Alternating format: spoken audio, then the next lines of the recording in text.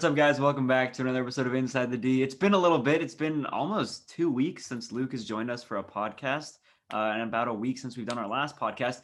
A lot has happened since our last episode. Chelsea, they're the champions of Europe, Champions League winners. Thank you. Eco, no clap. Respect. I'll take that. I'll take anything I can get. Before we get into the nitty-gritty about how Chelsea won the Champions League and sort of what's next for Chelsea, I want to talk a little bit about the losing side, Manchester City. So, what happens now for Pep Guardiola? Because we know that it was sort of rumored that he may leave the club before this Champions League campaign if he doesn't get further in the campaign. He made it all the way to the final. Is that enough for him to stay for the next few years? Yes. Personally, yes. First off, he won the Premier League, which obviously is a huge accomplishment. It is Pep, so he kind of does have the highest expectations forced upon him, which is why he was almost expected to win Premier League and the Champions League. And obviously, I personally think that there were some decisions made in the lineup that were, I think you could say, questionable. I don't know why he made them. I don't think we'll ever understand why he made them. But he's one of the greatest coaches right now. And I don't think that there's much questioning that we can actually do. He obviously has a reason for what he did. But obviously making it to the final of the Champions League is no easy task, especially in such a weird year where so many teams have struggled with injuries on and off. So you kind of have to give him props for at least making it there. And they fought a really hard game. It wasn't an easy game. I think definitely he's going to stay at least a couple more years. Agreed. Until he wants to move on. Okay. Yeah, I mean, you got to respect the fact that he already won. He won the Premier League this season. He brought them all the way to the final. It's not like he had a bad season. Obviously, he underperformed in the final. There were some questionable choices, but he still had a great season. I think the worst choice he made was playing Kevin De Bruyne up at the striker position, like he's been trying to do. It should have been Aguero up there. I think it should have been Mahrez on the right, Sterling on the left. Phil Foden, I would have gone at the cam. Gundogan, KDB in the midfield, and then John Stones and Ruben Diaz center backs. I think where he messed up was playing Zinchenko left back. I think I would have played Joao Cancelo left back. He's played there before. He played there a few times this season. I think he should have been there. Kyle Walker on the right, and then Ederson in goal, obviously. But I think putting De Bruyne up top, he's not a striker. He's not good on the counter, alone. He needs, you need someone fast up there, and Kevin De Bruyne just didn't cut it against the 5-back that Chelsea was playing. And obviously a very unfortunate injury to Kevin De Bruyne. We didn't really get to see exactly what he wanted to do, which I think every football fan out there can appreciate his class and what he's been able to do recently. And it kind of sucks to see him go out of the final like that. We saw that with kind of his emotion as he was walking off the pitch. He was bawling his eyes out. You could tell how much that game really meant to him. But I think that the most questionable choice was not starting a CDM, not starting a Rodri or a Fernandinho, two players that really have been great for Pep this season. And he just went with a very attacking lineup against a team that's been good defensively. For me, it just doesn't make sense for Pep to not play a CDM. Obviously, Gundogan's been great. He's a box-to-box midfielder. He's not a CDM. He was basically playing CDM, which is a position he's not evidently not comfortable in because it didn't work. Because on Havertz's goal, obviously Werner made a great run that opened up space, but this is a ball that the CDM should be stopping or that Ruben Diaz should be stopping. And I think Ruben Diaz is normally comfortable with his CDM getting that ball, and Gundogan wasn't there and he missed, and that's the game-winning goal. With Kevin De Bruyne, there's always been a question of whether or not he can turn up in big games like this. I think he proved all the haters wrong when he performed very well against PSG in both legs. And then it's just a shame. I mean, Chelsea fan, Man City fan or not, nobody wants to see De Bruyne go down. Obviously, Chelsea fans were probably like, oh, this is better for us. But nobody wants to see an injury like that, especially to one of the best players on the team, probably the best player on the team. Talking a bit more about Pep's tactics, very questionable. The question that I've been asking myself ever since the final: why change it so much? You've won the Prem, you've won the League Cup, you've been performing so well in the Champions League.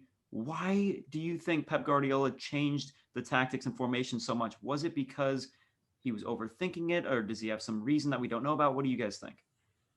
Well, I actually don't think he changed that much because if you look back at the previous Champions League games, he was playing this formation. It was working, it was working against PSG, who's not really a defensive minded team, whereas Chelsea is very defensive. So he kind of kept that going. And I think that the good thing that Tuchel did was, he had lineups that he had beat City with 2 times, but he switched it up again because he didn't want to just go with the same old thing. He didn't want Pep to know what he was going to do. Pep just stuck with what he had done the past 2-3 games, and Tuchel expected it. But you can't really blame it too much. Luke was talking about there should have been a CDM. I don't know why they weren't playing more defensive. Defensively, I think City was fine. You can expect one goal at least. I think the problem with City was they had no attack. There was no chances being created. The one chance, there was 2 big chances. One of them was an Ederson, launched the ball and then Sterling kind of messed up. It wasn't a terrible mess up. And then the Well, only wasn't other that just chance, a good tackle from Rudiger? yeah, and That was and bad. no, but the only other chance was like a Mahrez just trying to finesse it in and it just hit the crossbar. But That those was were so literally close. those were the only 2 chances they had. I think their problem was offense. They had no offense. I almost died. I remember right when that ball went over, because we were all watching it together, the three of us. I just looked at Luke and I almost just passed out. It was 96th minute with a +7, and it was 1-0. That was the scariest moment of my life because it's never a comforting thing to see your goalkeeper watch the ball. That is the scariest thing. And they saw a clip of it after. They showed Edouard Mendy after the ball went over. He just fell on the ground. He just like fell down. He's like, that would have been terrible. That scared me and every Chelsea fan in the entire world. Terrible. I don't want to live through that again. That moment was awful. Yeah, that's got to be one of the biggest sighs of relief that I've ever seen Aiden let out. It was just like, oh, and then the game was called. I mean, 30 seconds after that. Yeah. So, obviously, a huge win for Chelsea and a huge win for Chelsea fans that Lampard's stint as a manager. And I think it was very well deserved. And I think I have a question for you guys, but I'll answer it myself first. Who was your man of the match? And I think it's got to be for me, Conte. With no doubt in my mind, it's got to be Conte. He was everywhere. Everybody. He wins every header. It's ridiculous. He's like this tall and wins every header. And I've just got so much respect. That game just has, opened my eyes to be like, yeah, this guy's really a serious footballer. Yeah, I think everybody can agree that it was Conte. He played an incredible game. He's had an incredible second half of the season. He was a bit slow the first half, wasn't playing as much, but I think a player who was very underrated in this game and didn't get as much recognition was Ben Chilwell. He locked up the left side. He wasn't letting anybody get past him. He was playing incredible. Obviously there's the big names like Conte, there was Werner and Havertz who played great, but Ben Chilwell sitting at that left back spot, I think had one of the best games of his career. Not offensively, but defensively, he showed because I'd say his weakness is his defense. He's not an incredible defender, but that game he showed that he has the potential to be an amazing defender. Yeah, he's not one of those names that are on the man of the match sheet that you would expect, but you're right. He had a very underrated performance. Another player, again, I hope you know I'm going with Conte as my man of the match, of course, but another player that I could see when I was looking at all the ratings, because many websites like to do their own ratings for players, and I saw Rudiger was getting far too low of ratings on every website I saw. He was getting, not that it's low, but he was getting like 7.5. I would put him at an 8.59. I think Rudiger had a fantastic game, and he wasn't getting enough credit for what he was doing. And Rudiger's been our best center back all season. I think it's fair to say, Thiago Silva dealing with injury, but Rudiger had an unbelievable game, and that shouldn't go unnoticed. I think he had a great game, but you also have to look. There were like 2 times, I think, maybe 3 times where he did mess up pretty badly that could have easily led to a goal. Luckily he recovered. So I think he's an amazing player. I love Rudiger, but I could see why, his rating was brought down a little bit. Obviously, he had an amazing game. You take away those 2 little mistakes he made, he's getting that 8.59. But I think because those mistakes and one of them almost led to a goal, he got a lucky, he recovered, not lucky, but he recovered very well. But if he hadn't have recovered, that would have 100% been a goal. So I think those 2 mistakes that he made brought down his rating a lot.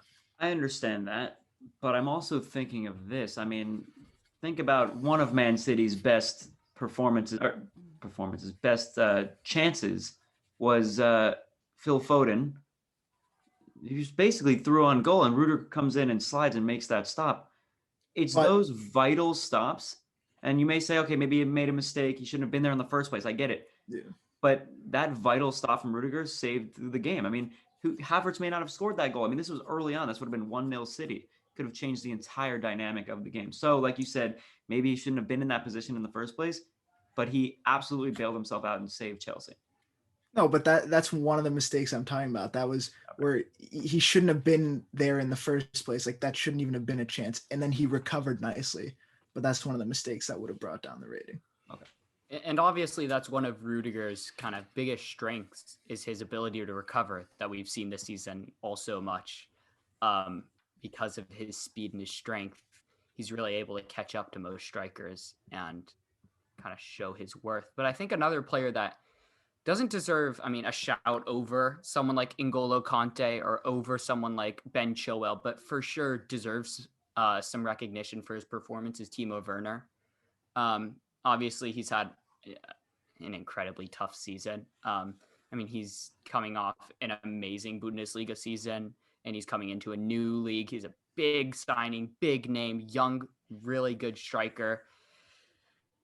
Struggled a lot in the Premier League, which sucks to see. But I think that in the Man City game, it wasn't just when he was on the ball, he was great. It was also, like I mentioned earlier, the runs that he was making opens up space for everyone else because he's so quick. And because Man City do know that he's actually a threat, because they know that he's able to score, he's able to get there. And with his speed, he's able to get there. So they've got to cover him up. And I think that it really opened up some gaps in the defense, which was what led to Havertz's goal and a great pass, obviously, from, I want to say it was me. And, a lot of respect there. So good for Timo. I've got a question mainly for Aiden because Luke and I have our opinions on this, but I wanna get from Aiden. I'm biased, by the way. Havertz, not a great season, but an incredible game. His goal helped you win the Champions League. Before this game, a lot of people could say that he had a bust season. Did that one goal securing you the Champions League win? Do you think that just cancels out him being a bust at all? I'm very glad you brought that up because I've actually thought about this quite a lot. Obviously, Havertz started to click and started to switch on towards the end of the season as he adapted that new number 9 role. I mean, think about it. When Havertz came to Chelsea, he was supposed to be the number 10 or the number 11, and Timo was supposed to be the number 9. Now Timo's the number 11, and Havertz is the number 9, and it's absolutely working wonders.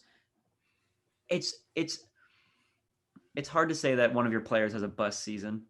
Like I always try and back the players. Havertz had a reasonably disappointing season, but he's just scored the winner in the Champions League final. He joins Didier Drogba and Frank Lampard as the only Chelsea players ever to score in a Champions League final. Obviously, you can't compare them, but in my opinion, this is his first season at Chelsea. He's got so much more to play for Chelsea. He could become a club legend in 10 years. You don't know.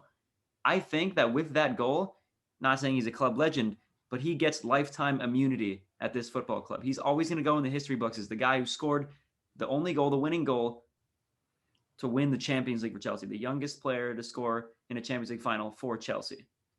And to me, that's just not only does it save his season, but it saves the rest of his career. I don't care if he becomes a bust for the next 5 years. He's always going to go down in the history books as the goal scorer of the 2021 Champions League final. Yeah. And respect where respect is due. Yeah, it is a great goal. And I think that especially with Havertz, we've seen real kind of games, just one game out of a month of games where he's just been fantastic. I forget who's against, but someone said into the group chat, they went, and it was, I forget who it was against, but it was just like the best game that he had played. And he was just playing out of his mind. And Aiden was like, this is what we need from Havertz. He needs to create, he needs to score. And I think once, we've seen it out of 10. And if Tuchel can find a way to get it out of him every game, he can become a club legend. And I've got high hopes for Havertz because I liked him when he was in the Bundesliga. And I'd like to see him actually do well at Chelsea.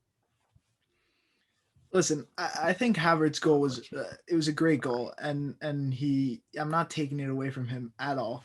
But as kind of a keeper myself, I have to say that was an awful play by Ederson. I mean, he was so far away from the ball when he went down. Like, I'm not taking the goal away from Havertz because he kept his cool. He finished beautifully.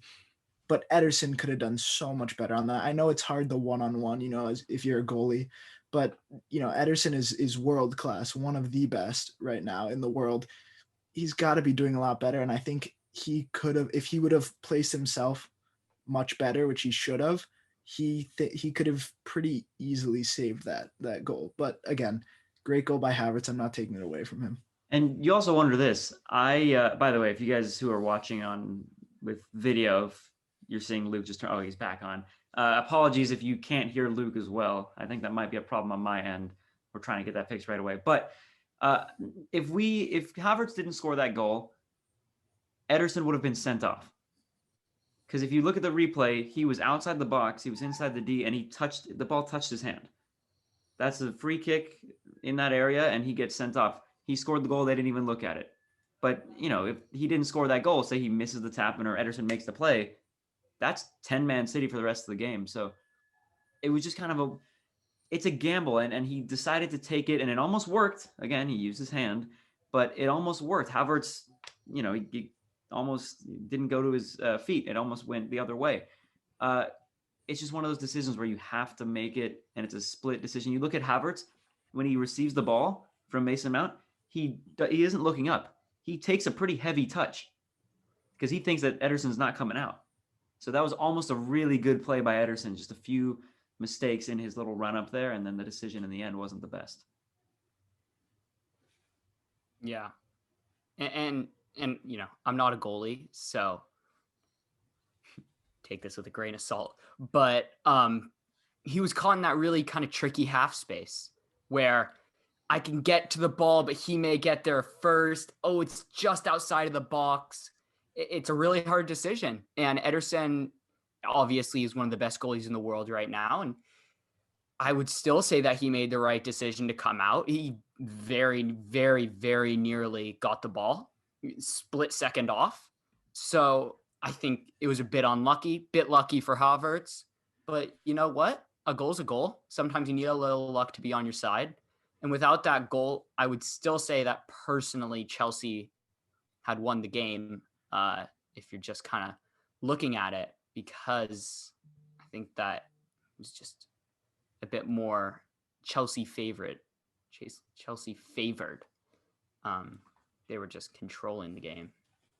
Yeah, and that goal, I mean, I could watch that goal 700 times back.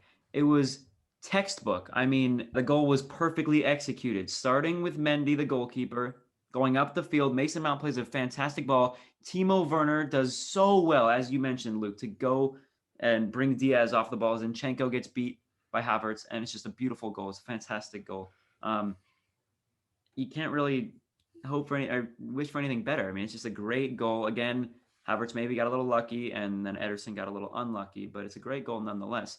Speaking of goalkeepers, we look at the other side of Chelsea, we look at Chelsea's goalkeeper, Edouard Mendy. Didn't really have much to do, to be fair. I mean, the defense was pretty spot on. But I want to talk about his story for a little bit. 22 years old in 2014, before he signs his first pro contract, he's unemployed. He's considering retirement. And now in 2021, he's breaking records and he's a European champion. And he's the first African player or goalkeeper to win the Champions League.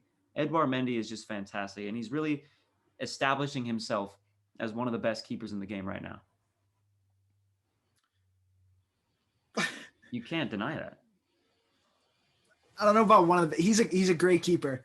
He's not. I wouldn't say he's top 5 right now. Can I say I something wouldn't put real him top quick? 5. I I know wouldn't put it's him top best. 5. Let me just I mean agree to disagree. In terms of Champions League, he had 9 clean sheets this season in the Champions League. He has the record. Well, he's up there with Navas and Doesn't just have to do with him. I also think that your defense had a good season as well. I agree, but I mean Edouard Mendy, there's no denying that he's filled in the role as Chelsea's number 1 Oh, fantastically. no, 100%. He's a great goalie. Yeah, but I don't know how if many he's a top 5 keeper. how many clean sheets does he have to have for you to consider him one of the best in the world? But put He's him up had against multiple any. seasons where he's proven himself. But put him up against Neuer. I'd say Ter Stegen. Those are legends of the game. No, Hold on. Oblak, Allison, Ederson. They're all better. Emiliano I'd say Martinez. they're all better. Listen, he's a great goalie. He's amazing. And you'd have to be an idiot to release this guy because just look at the length of him. He was built to be a goalie. But like, he's a great goalie. He definitely proved that he was a good signing for Chelsea. And you know what? He filled Kepa's role. But again, I think Kepa's a great keeper too. I know he had a poor season with you guys. I think you got to give him a second chance. I think he proved in the few games that he played this year, he's kind of back at it. He's not making those same mistakes. I honestly wouldn't be surprised if next year we saw Kepa a little more because, Tuchel was playing him a little more in games. I think he deserves a second chance because he's an amazing keeper. And obviously, he was incredible before going to Chelsea. He had a great first season. I don't know. Here's what I think with the whole Kepa Arrizabalaga situation. It's really up to him. He will next season get chances to play in the League Cup and in the FA Cup. But Edouard Mendy, like Tuchel said, is the clear number 1. Now it's up to Kepa. Do you want to move to a different team in Europe and be the number 1 keeper where you play week in and week out? Or do you want to stay at Chelsea and just play in League Cup games and FA Cup games? It's really up to him. I mean, what would you do in that situation? It's hard to pick. I think you got to move. I mean, I think 99% of soccer players will tell you that they would much rather prefer playing every single weekend rather than, playing on a good team, but playing, the games that don't really matter, the games that aren't as important. And, but then you have situations like what's happening right now. You have PSG who has Keylor Navas. They went out and spent 60 million over 5 years for Donnarumma. He's going to have to start fighting for that position too. So it's going to be a similar situation with Chelsea where there's 2 great keepers there. And one of them's going to have to be, I hate you, Aiden. One of them's going to be starting week in, week out. And the other one's going to have to decide if they're going to move on. To be fair, poor Navas. He always, like for Madrid and for PSG, he's just been pushed out by a better keeper. And he's one of the, He's so good. very He's good so keeper. good. And he just gets replaced. It's By the funny. way- Every time I watch PSG, I end up being impressed by Keylor Navas. And I always forget he's a really good goalie. Like every single time he plays, he makes like 3 ridiculous saves where you're like, I don't know how he made that save, but that was ridiculous. And now that they've got Donnarumma, that's a tough choice. Poor guy. By the way, this is Chelsea's episode. I'm not trying to bring it to like That's AC okay. Milan or all this stuff, but Okay. stupidest move I've ever seen. They're paying him 12 million a year. 12 million. He was first of all, he was asking for 10. I don't know why they put 12 into it. They're paying Raiola like 15 mil over 5 years when you have Navas, who is one of the best goalies right now. What's the point of that? I mean, yeah, I get Donnarumma's great. He's young. You're getting him on a free, but is it really free when you're basically paying 60 mil for him over 5 years? Like he's getting paid very similar amounts to, you know, the likes of Ronaldo or Messi's like way out there, but no, Ronaldo's he's a lot close. more too, but No, Ronaldo's- at 12, Ronaldo's he's making close to more than Ronaldo. 12 million a year. Buddy. No, not contract. he's making as much as Aaron Ramsey is. Now that's a good comparison. How much is Aaron Ramsey making? Oh, now? Aaron Aaron Ramsey makes gets 400,000 a week. 400K a week. What? Well, Best Welsh because they footballer signed right him. now. They signed him on a long contract when Yeah. he was How, good. how long is it? They signed him on like a 5. think- like I think he has so 1 year long. left on He it. was playing well when he first. Oh, he was a baller when they No, no, signed no. him, and then they just like never played him. Makes me so sad. He's not great anymore. He was. He without was injuries. really good, but Him and Jack yeah, Wilshere without injuries Oh. would be. don't talk about Jack Wilshere. You make Sorry. me cry. I know. Feel bad.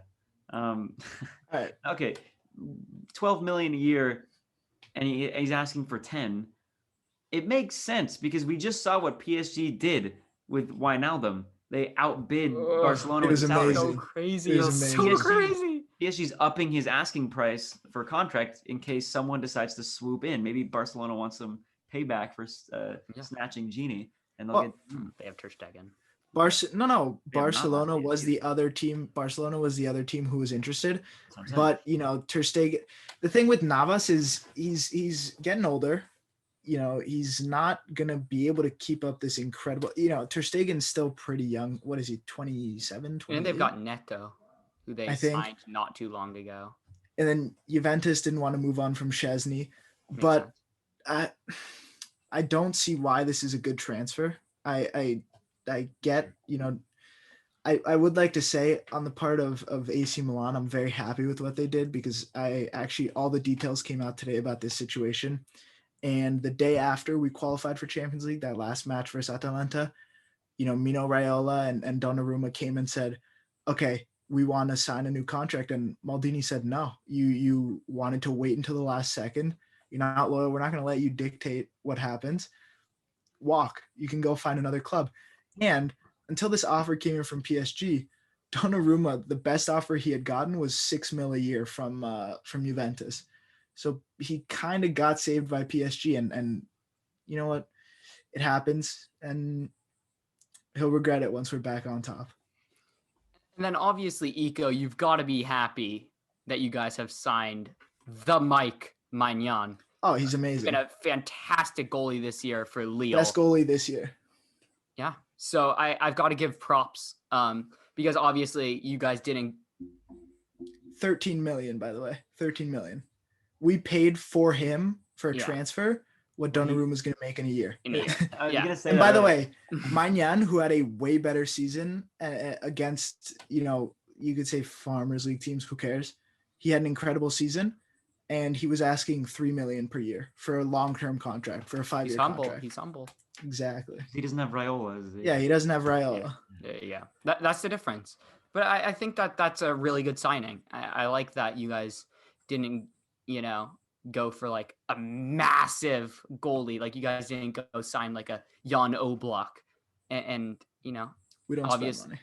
no, I know. But Jan did great things this season. Obviously, I've got a lot of respect for Lille this season as they went out and did it, which kind of I think no one expected. And I think that a lot of players on Lille are being, you know, regarded a bit higher, especially players like Yilmaz and players like Andre and players like Jose Fonte. I think that you've got to have a lot of respect for them really contending with PSG and beating them in the end. Well, listen, I think that's enough sidetracking. Back to Champions League. Champions, I want to bring up something that we talked about, not too much. We touched on for a second. Incredible turnaround by Tuchel, you know, this season for Chelsea, completely changing the lineup, the formation, the way they play, the way they run the team. I mean, Tuchel proved that, you know, these castaways in the Chelsea team, Rudiger, Azpilicueta wasn't really playing that much, you know, Marcus Alonso, players like this.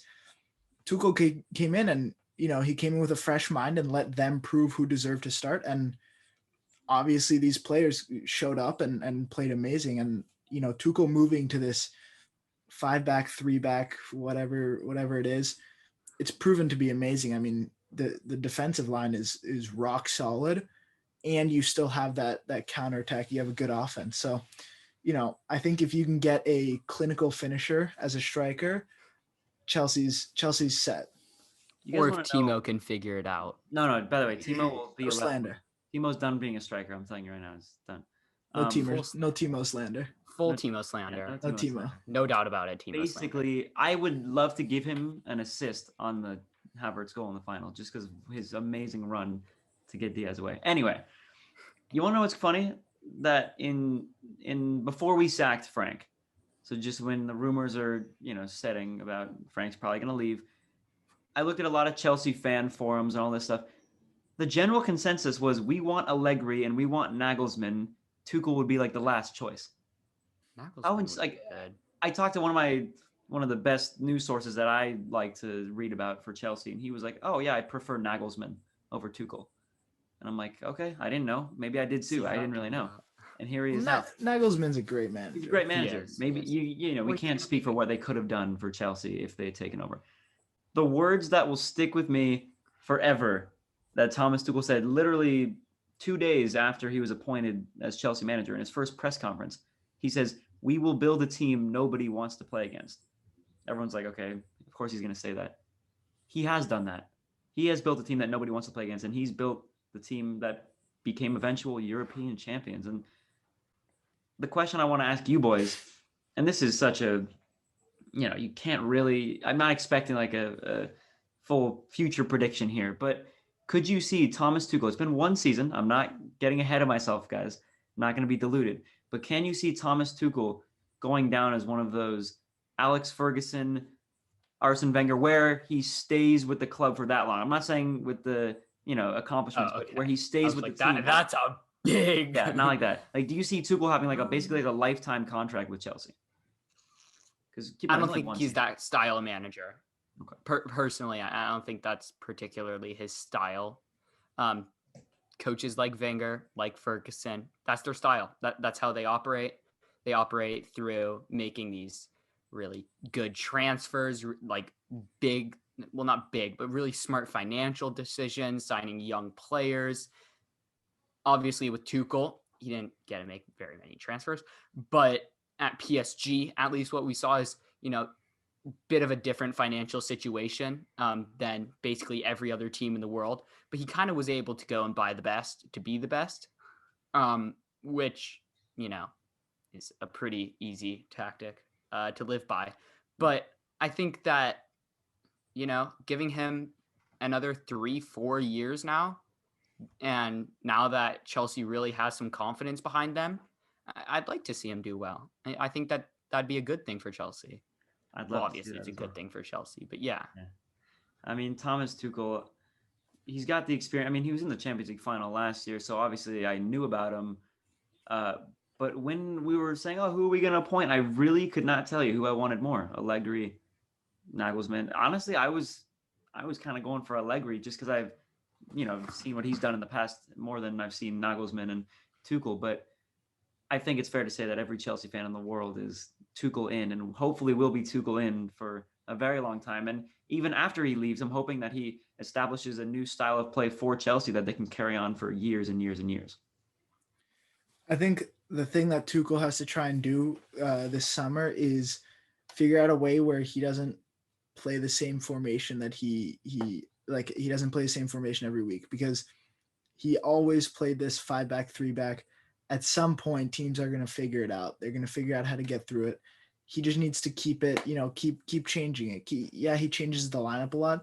He's got to change the formations too. He can't play the same one every single week. So I think if he finds a way to switch formations, keep, the other team on their toes, not able to read Chelsea easily, he'll be amazing.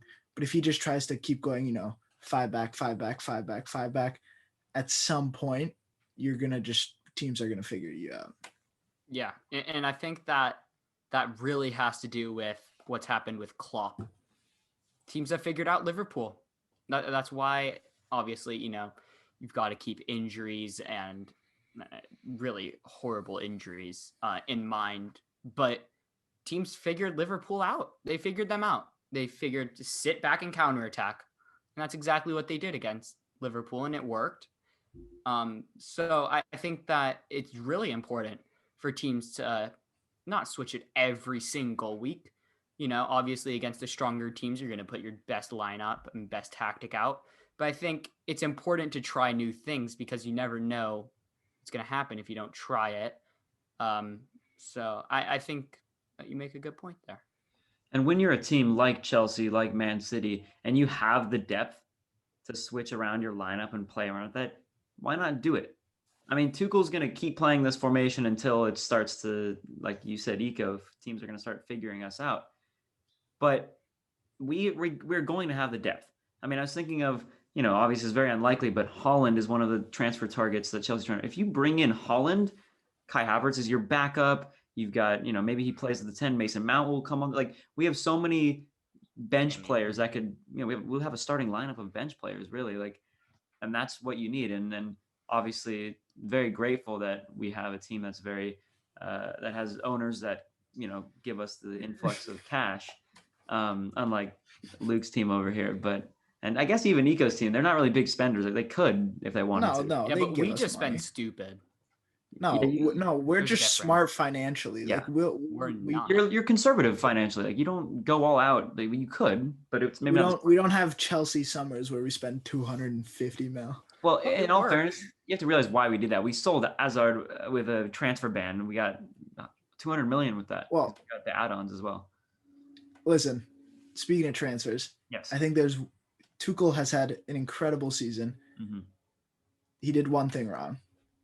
He kind of forced a lot of players out of Chelsea.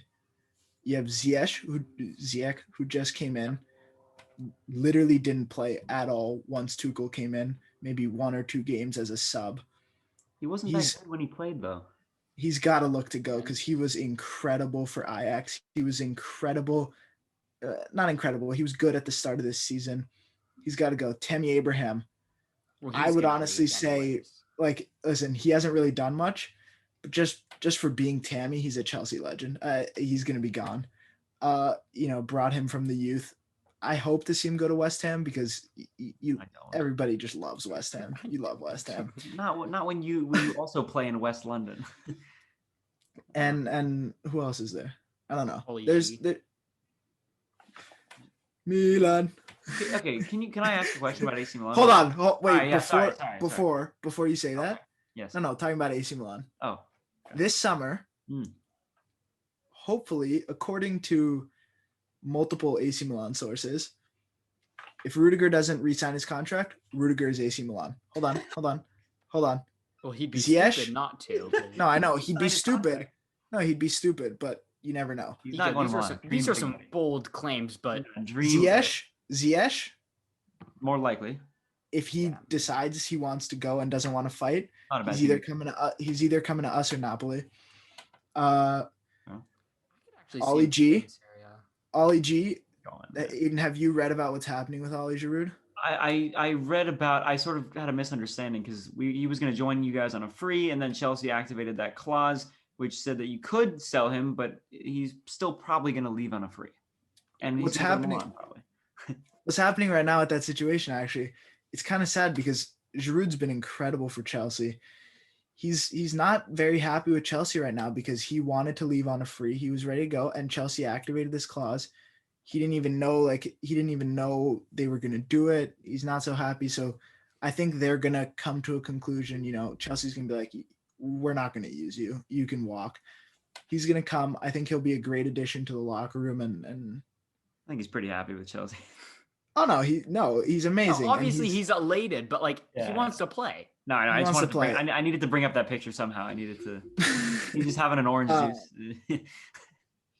But yeah, listen, we're gonna steal some of your players. You're gonna have to be okay with it. You could have taken Donnarumma from us. You had the opportunity to. You didn't. We're not. Your fault. That's your fault. Donnarumma is a bit. Can I ask you a question? I get it. If you want to go after Rudiger, by the way, not happening.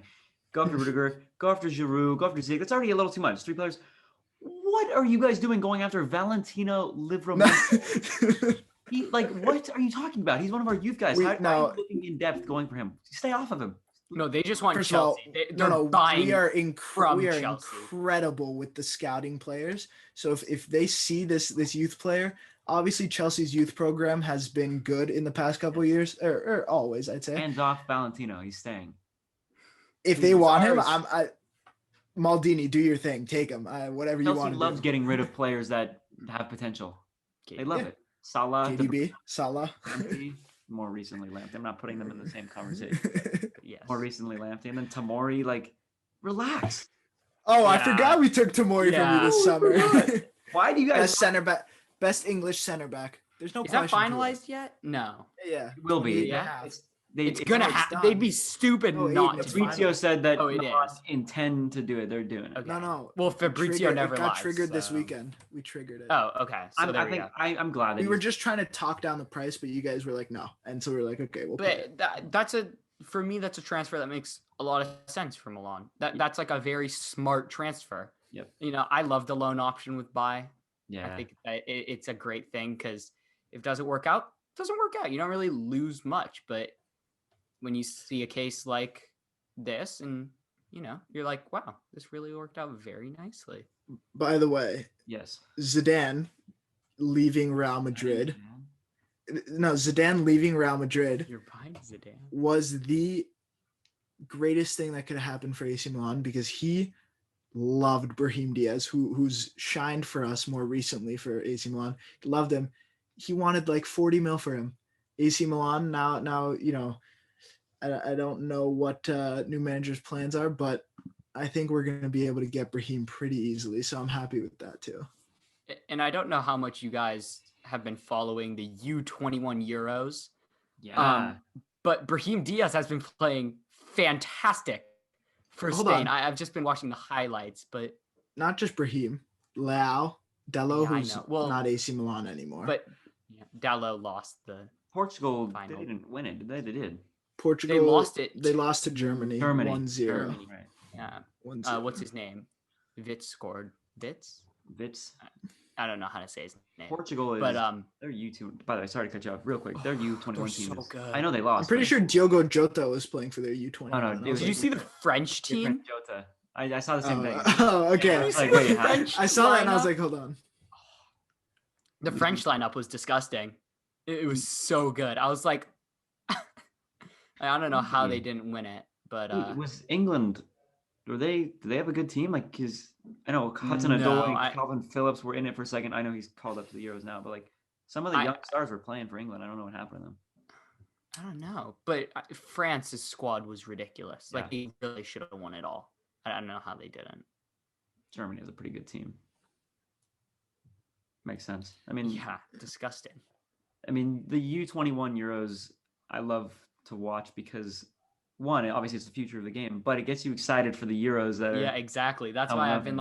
I'm like, let's do this. Like, By the way, I'm guys, we're doing a excited for the Euros. full Euro 2020 episode on Thursday. I don't know what Soon. day. It's probably This going to go week. out like 4 days after anyway. Yeah. But, but yeah, I'm excited for that because the Euros are just so exciting. The 2016 Euros were a joy to watch. Oh my goodness. France also should have won those. Oh, Italy Yeah. is the dark horse of the Euros. shut up. I think no, Turkey's the real dark horse because Italy's I expected to don't do. Turkey is Yeah, but Turkey Italy has like four Italy good is players. far from being expected to win it. no. Turkey's I'm not going to win it. Turkey's going to do good. That's what I'm saying. I'm not saying. Okay, so sorry. Italy's dark horse to win. I'm saying Turkey's the dark horse to just surprise everybody Yeah, but I can we think just at have this another point they're Iceland they're moment? so hyped that because Are they everyone's really a saying they're dark horse underrated. anymore? Yeah. Yeah. We'll see I'm what backing happens. my Polish boys. I hope Hakan destroys everybody except Italy. Except Well, it if- doesn't matter. You guys should make it out of the well, group. you'll make it out. Italy won't not make We'll it. get to that next episode. The We'll get fact to that all you of guys didn't qualify for the 2018 World Cup and same with Netherlands, it was a fluke, in my opinion. Yeah. That just shouldn't happen. Listen. We're a much different team now. We Yeah. have so many incredible youngsters. We're completely different. Yeah, no, I agree. It's can you guys 2022, end of 2022, the World Cup is like kind of coming up. Like it's No, yeah. it's flying by. Like, it was just yesterday was World Cup in France. Like that's so crazy to me. I don't know. Yeah. And I think that we should also, this is now very off topic, Mm. but I think that we should take a moment yesterday. Yeah, no, the connection didn't want him to talk. Not It's happening. okay. Yeah, he didn't. They wanted to stay on topic. Yeah, I don't know. Yeah. Yesterday, USA versus Mexico. Obviously, we're all American. And we can't not talk about it. We're all so excited. We're all so happy for Christian Pulisic. Obviously, he had a great game, scored the game-winning penalty. And Horvath, his name. Ethan Horvath. I can't find my USA jersey. Like the 120 something minute. Just fantastic game. Basically, he's lagging out of his mind. Yeah, he's lagging. I understand what he's trying to say. Ethan Horvath, by the way, a Colorado native, games played in Colorado. Zach Steffen gets injured. I don't know what he bent down. It must have been like a ligament injury. Hopefully nothing too serious. He landed on his knee. It was not great, especially as an American. You're like, oh no, you got to resort to Ethan Horvath, who's not a terrible keeper, but he's no Zach Steffen. In the 123rd minute, he makes the penalty save in front of his home state. USA wins. I mean, by the way, the Pulisic goal. Smiles all over. The shush to the Mexican crowd. The beer getting thrown to him. Gio Reyna getting sniped. Luke and I were talking about this before. So there were like 10 Americans celebrating the players, and then one guy threw like a bottle, and it hit the one Mexican player that was. It was so funny. I don't want to endorse that, but it's just kind of. It was their captain as well. It was like, really. And then they were all like, "What are you doing, you idiots?" Don't throw stuff like that. I hated that. Don't throw stuff on the field. So it's karma that they hit their own player. Yeah. Again, I'm saying this because he wasn't seriously hurt. If he was seriously hurt, we wouldn't be laughing about it. But he was fine. He got up. It was just a little boop on the head. Yeah, I mean, Gio Reyna got hit too, and that like. Did you see the slow-mo of it? It's the funniest video. It's just like you just see a beer can, whoa, and just boom right in his face. And I'm sure he's laughing at it now because he's got. Yeah, it's hilarious. But by the way, now that we're fully off topic, which is okay. It's okay. I've said all that I need to say about my boys winning the championship. But listen, you got your win. CBS has got to have the most entertaining panel I've ever seen. Champions League, they've got Jamie Carragher. I think her name's Kate Abdo, right? Fantastic. But in the game yesterday, they had two American dudes, and then they had Clinton Dempsey. I don't remember the names of the other guys. The chemistry on CBS is just amazing. I could watch it for hours. It's so great. I love it. It's almost like they're one of the biggest television providers. No, but you watch. Okay, when you watch ESPN halftime, like the only halftime show I can think of that actually is entertaining for me is NBA on TNT, where it's. You say NBC doesn't have a good lineup? NBC's got a great lineup. It goes Rebecca Lowe. Congratulations to Rebecca Lowe, by the way, daytime host of the Olympics coming up, which we should probably do an episode on that coming up. I don't know, but.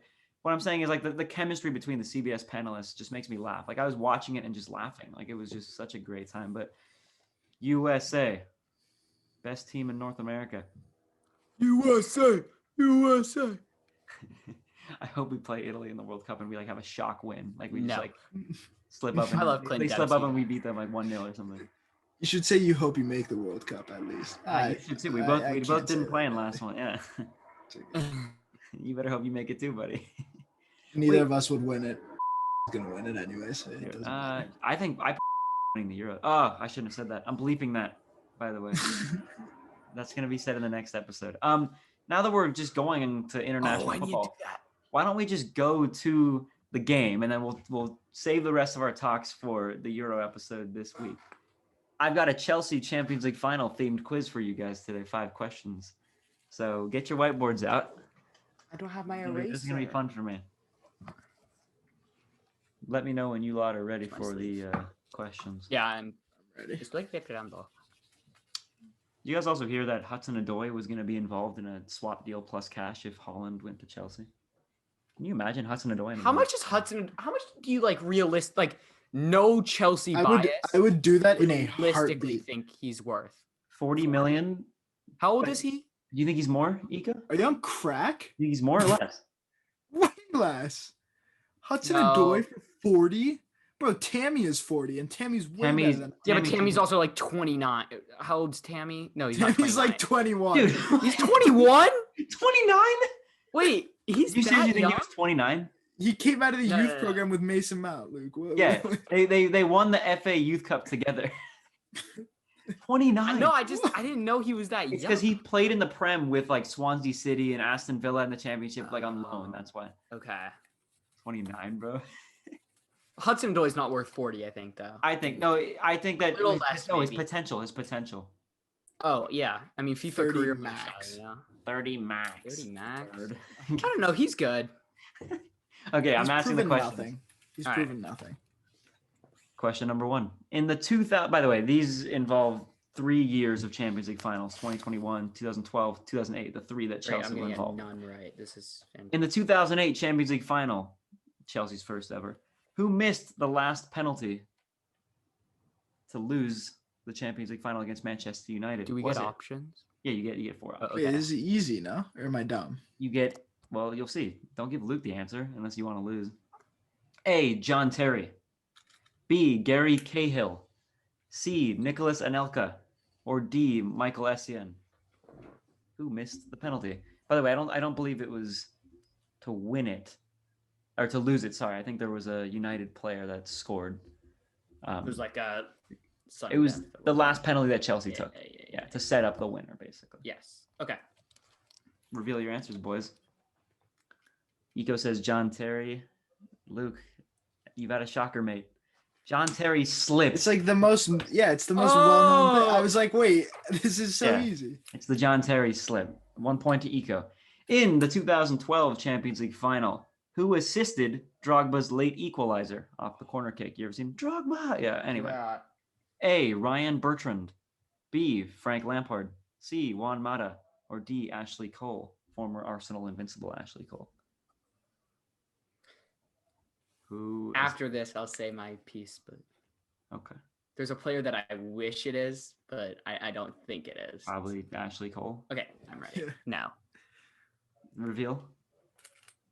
Eco says Juan Mata. I love Juan Mata. You He's say so- Ashley Cole. Well, what was the player that you said you wish I it was was? going to say Juan Mata. Well, he did. So. Oh, that's great.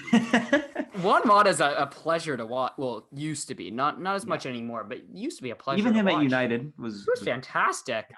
I him think at Chelsea United was great. He was incredibly underrated. He's a Eco's baller. running away with it here. Here's one that I I'm know. hoping all you guys can get. It's kind of a random question, but I I'm had gonna to get it include wrong, this but year's Champions it's League great. final because we all watched it together as a little podcast friend group. Anyway, I might cut that because that was super cringe. But Yeah. kinda in the makes me laugh. 2021 Champions League final, which of the following players was not booked, not given a yellow card? Was it A, Tony Rudiger, B, Gabriel Jesus, C, Jorginho, or D, Ilkay Gundogan? Who did not Can get a you yellow say card? the question again? Because Who was not booked? Who was not Not booked? booked. Did not NOT, get the not options? booked. So the options. So Say three the of these options. players. I will say the options. 3 of these players got a yellow. One of them didn't. Tony Rudiger, Gabriel Jesus, Jorginho, Ilkay Gundogan. So I had to give a hard question for this one because I feel like you guys would remember. I was gonna be like, who assisted the Havertz goal? I was like, It would Bill Gilmore. Wait, can you say the options one more time? yes, I can. Tony Rudiger, Gabriel Jesus, Jorginho, Ilkay Gundogan. Who did not get booked? Okay. Eco, do you have your answer? Process of elimination, I believe. Oh, I have my answer. Eco, you have yours? Eco says Jorginho. Luke I says- could have sworn Jorginho Rudiger, got a yellow. Rudiger decked. Oh, De Bruyne. KDB. What? killed him. What? Luke, I'll admit though, Jesus got a yellow. I knew that. I know. I I knew was that. between the last two. Gundogan. And I'll tell then- you the reason for Gundogan, it was an off-camera thing. It's, Like it was a see, foul in the The backfield, reason and they came the back. reason I said it wasn't, or Oh. the reason I said like Gundogan got a yellow, because I was like he was probably frustrated that they lost or something. Yeah. So yeah, it was the one where it was like in the backfield, and they came back and then gave Like him a it was yellow. like prior in the play, Jorginho Well- had a couple tackles where he should have gotten booked, but did not. but didn't. I also was like, oh, he probably got booked. Like I remember I double checked before the podcast to make You're sure. like, that it- huh. and I was like, wait, Jorginho wasn't booked. I was like, huh. He Anyway. I feel like a lot he gets booked a lot. He does get booked. Well, he missed. Obviously CDMs get booked a lot, Yeah. but like He missed the Huh. game in the Prem because he had the suspension for getting 5 yellow cards in the first half of the season. yeah. Dude, It's because refs are the faster than amount of AC Milan players that had to miss a game because of 5 yellows, it's mad. Yeah, it's ridiculous. Okay. By the way, Eco, I'm 3 for 3. no, Eco won it. Eco, by the way, no one in the history of Inside the D quiz games has ever gone 5 for 5. This could be history. In the 2012 Champions League final, how many Englishmen started for Chelsea? 1, 2, 3, or 4? 1, 2, 3, or 4. Yes. How many Englishmen? Eco, I'm actually rooting for you to go 5 for 5. I'd love to see it because you've already Great. won. Edit this out. When I flip my board around. Wait, Aiden, I'll do it again. can you But it's Aiden, funny. can you read me the second question? What? Second question. Yeah. Who assisted Drogba's equalizer? No, the first one then. Who missed the last penalty for Chelsea? In what year? 2008. Okay. Well, that's why I said to lose it. Chelsea didn't lose Oh, it. this kid is doing SAT style process of elimination. Wait, is he bro. trying to like call me out or something? No, I'm just No. checking. I'm just He's being seeing like, what's oh, I happening. see. Oh, well, John Terry was in the lineup. Got it. Yeah, yes. Okay, let's hear it. Is that 3? Wait. Listen, John Terry, No, Frank Lampard, wait. Ashley Cole. Yeah, I did do 3 as well. Okay. But Eco, John Terry didn't play in the Champions League final in 2012. He was suspended. But it's still 3. Frank Lampard. Oh, well, I hope I can get this right. Frank Lampard, Ryan Bertrand, Ashley Cole, and I believe. I'm forgetting. There's a 4th one. It's 4. It's 4. It was. Why can't I think of another one? I don't think it was Gary Cahill, but it may have been. King. Am I So I'm an 4 idiot? for 4. Yeah. you're No. not. No, it was 4. Eco, I started laughing inside when you mentioned John Terry. I was like, little does he know he didn't play. That's why the Chelsea were the underdogs, because they didn't have Ivanovic or Terry because they were both suspended for the final. Oh, what happened? Where's Ivanovic now? Is he West retired? Brom. West Brom. And he played for when West Brom beat Chelsea 5-2. He He was in played there. for he came on as a sub because the guy got injured. He came on as a sub and he just pulled his muscle. He's like 40, so he He lasted is 5 minutes against. old. He's old. He's also kind of fat a little bit. Hey, whoa. Aiden, are No you slander. ableist? Are you ableist? No, by the way, Ivanovic is my favorite right back of all time. I love Ivanovic. He scored the extra time winner in the Europa League final in 2013. Question number 5. In the 2008 Champions League final, who was the only Manchester United player to have their penalty saved by Czech? They went perfect in the shootout with the I love exception of Czech. 1. Was it A, Cristiano Ronaldo, B, Michael Carrick, C, Carlos Tevez, or D, Ryan Giggs? Who missed the penalty? It was saved, but